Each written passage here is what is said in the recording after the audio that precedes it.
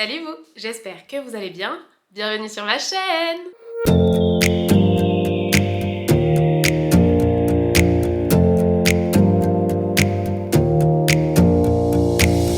Close your eyes for a minute, close your eyes for a second. I won't change my mind.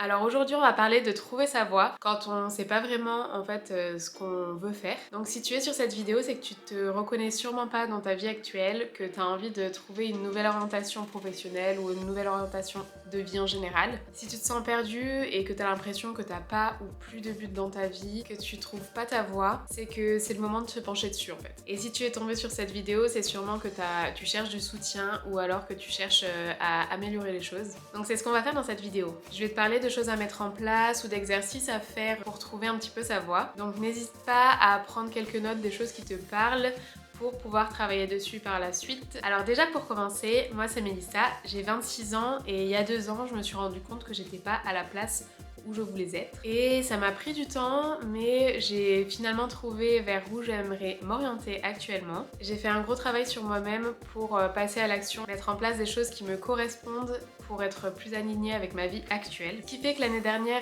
j'ai réalisé mon plus grand rêve qui était de voyager et je pousse justement maintenant les autres à faire de même, réaliser leurs rêves. Donc je vous parlerai principalement de choses qui ont fonctionné pour moi, mais aussi pour les personnes que j'ai interrogées autour de moi, que ce soit mes proches ou des gens que j'ai rencontrés lors de soirées par exemple. Et avant de commencer, j'aimerais clarifier quelques points avec toi avant de commencer. Déjà, tu n'es pas obligé de trouver ta voie en une seule fois. Ça peut être un travail sur du long terme, tu jaugeras au fur et à mesure du temps. La deuxième chose, c'est que les choses peuvent changer, donc tes centres d'intérêt peuvent changer, ta personnalité peut changer.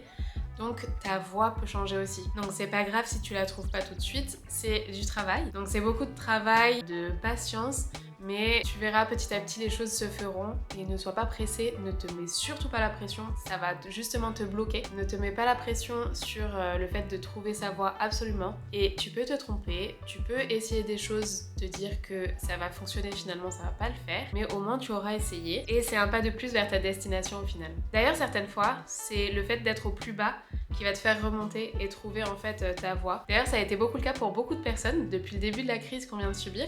Il y a beaucoup de gens qui se sont remis en question parce que le temps de pause qu'il y a eu dans nos vies, ça nous a fait nous remettre en question sur ce qu'on voulait dans notre vie, ce qu'on ne voulait pas. Et il y en a beaucoup qui se sont rendus compte que leur vie actuelle ne leur convenait pas. J'en fais partie parce qu'en 2020, donc on a eu le premier confinement et après en septembre, mois de mon anniversaire, j'ai eu cette fameuse maladie et ce qui a fait que pendant 2 semaines, les 14 jours obligatoires, j'étais dans ma chambre pour pas contaminer mes parents qui étaient juste dessus. Donc je ne sortais pas, j'avais aucun but, donc c'était très difficile de sortir de mon lit. Et franchement, ça a été une période très difficile, j'ai eu du mal à m'en remettre après psychologiquement on va dire, et je pense que je suis tombée dans une sorte de petite dépression, grosse déprime, qui ont fait que par la suite j'ai pu clarifier mes objectifs et savoir ce que je voulais. Et une dernière chose avant que je te parle des différentes étapes à mettre en place pour trouver sa voie, tu peux être accompagné. C'est pas du tout une honte d'être accompagné, que ce soit par un coach, par un psy aussi, par un thérapeute en général. Tu peux être accompagné, ce n'est pas une honte en fait. Si tu as besoin et que tu estimes que ça peut être un appui supplémentaire, il faut que tu utilises toutes les ressources qui existent. Alors on part dans le vif du sujet. Par où commencer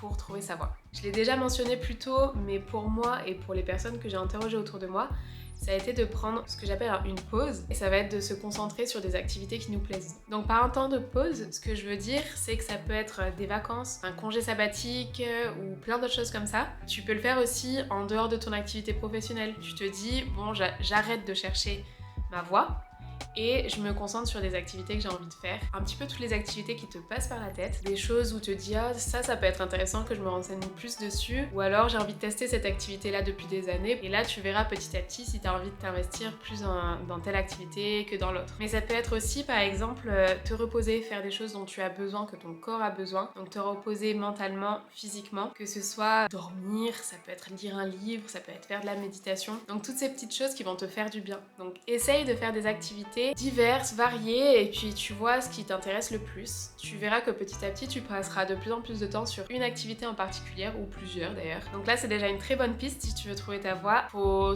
encore plus creuser ces secteurs-là, savoir s'ils te plaisent vraiment à 100% pour en faire quelque chose de quotidien. En deuxième conseil, mais de façon très parallèle avec ce que je te disais juste avant, ça va être de t'orienter vers tout ce qui est développement personnel, épanouissement personnel. Tu as beaucoup de vidéos déjà sur YouTube, j'en ferai moi aussi de mon côté. Donc si tu veux, tu peux t'abonner. J'arriverai avec d'autres vidéos prochainement, mais c'est super important que tu prennes en compte ça pour avoir confiance en toi, oser essayer, vaincre tes peurs. C'est des choses super importantes pour que tu puisses trouver ta voie en fait. En troisième point, identifie du coup les activités qui te plaisent le plus, sur lesquelles ça ne te dérange pas de passer beaucoup de temps dessus, et tu verras que petit à petit tu trouveras un petit peu l'activité pour laquelle tu as envie de travailler, une activité professionnelle en gros. Ce que tu peux faire aussi pour trouver une activité professionnelle qui te convient, tu peux t'orienter vers la technique de l'ikigai. Je sais pas si tu en as entendu parler, mais c'est une technique japonaise. Donc c'est une technique qui te permet d'identifier en fait différents points, ceux que tu adores faire, ceux pour lesquels tu es doué, ceux pour lesquels tu peux être payé et ceux dont le monde a besoin. Donc en fait, moi j'ai celui-là de Christy Vambremer. Désolée, mon allemand est nul, je crois que c'est de l'allemand. Et en gros, tu as ce schéma-là. Ça te permet de trouver un juste milieu. En quatrième point, tu as l'identification de tes peurs. C'est un travail super important à faire parce que quand on bloque sur quelque chose ou alors qu'on procrastine, c'est souvent lié à une peur. Donc les identifier, savoir pourquoi elles sont là, qu'est-ce qui nous fait peur, ça permet soit d'y répondre. Par exemple, moi je voulais voyager seule, mais par contre j'avais peur d'être en insécurité. Donc j'ai trouvé des actions à mettre en place pour ne pas me sentir en insécurité. Donc toujours avoir de la batterie dans mon téléphone, voilà, des actions qui me rassurent. Quand c'est pas possible de trouver des choses qui te rassurent, ça va être tout simplement d'accepter en fait cette peur.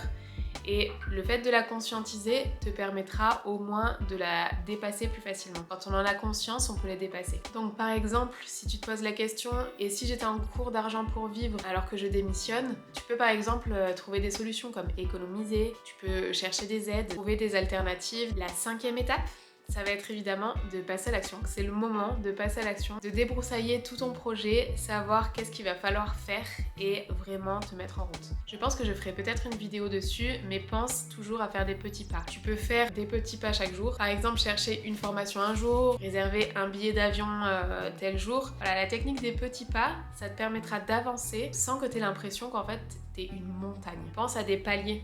Mais en tout cas, c'est le moment, passe à l'action. C'est à ce moment-là qu'il faut y aller. À ce moment-là, tu construis la vie qui te correspond et la vie que tu mérites. C'est pour ça tout le travail de développement personnel, pour que tu te rendes compte de ta valeur et que tu prennes confiance en toi. Et ça va beaucoup te servir pour passer à l'action justement. Et j'aurai un dernier conseil, un conseil bonus qui moi m'a beaucoup aidé, c'est de poser des ancres. Donc les ancres, ça va être toutes les petites choses qui vont te faire penser à ce projet, qui vont te faire garder ton objectif de vue. Qu'est-ce que tu vas ressentir à ce moment-là? Ça peut être trouver des sources d'inspiration. Moi sur Instagram par exemple, j'en regarde beaucoup. Ça peut être faire de la visualisation le matin quand tu te lèves pour garder en tête cet objectif-là et te dire qu'est-ce que je vais ressentir à ce moment-là. Ça peut être un fond d'écran par exemple, ça peut être des musiques, ça peut être des photos, des affiches que tu vas mettre chez toi. Moi, un que je te conseille si tu souhaites passer à l'action et trouver une source d'inspiration, c'est ce livre-là. Franchement, il est très connu, mais franchement, il a beaucoup changé de choses. Moi, je l'avais lu à ce moment-là, quand je faisais ma réflexion sur moi-même. Il m'a énormément aidé, inspiré à passer à l'action. Donc voilà, c'est tout pour mes conseils. N'hésite pas à me dire à quelle étape tu es actuellement et qu'est-ce que tu vas mettre en place prochainement. Si tu veux suivre d'autres vidéos dans ce style-là, n'hésite pas à t'abonner. Je fais encore plus de contenu pour inspirer sur Instagram. Pense aux encres. N'hésite pas. Et si cette vidéo t'a reboosté, n'hésite pas à me mettre un petit like, ça fait super plaisir. Et on se retrouve très bientôt. D'ici là, réalise tes rêves.